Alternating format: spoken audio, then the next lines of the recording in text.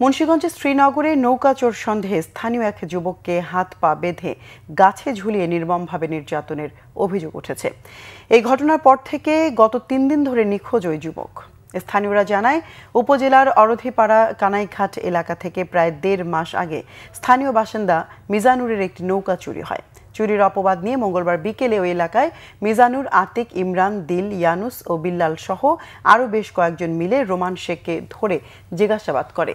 এ সময় তাকে হাত পা বেঁধে গাছে ঝুলিয়ে চালানো হয় নির্মম নির্যাতন।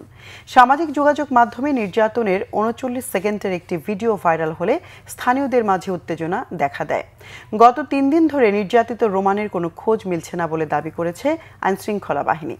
পুলিশ এই ঘটনায় জিজ্ঞাসাবাদের জন্য অভিযুক্ত মিজানুর ও আতিকের বাবা ইব্রাহিমকে আটক করেছে।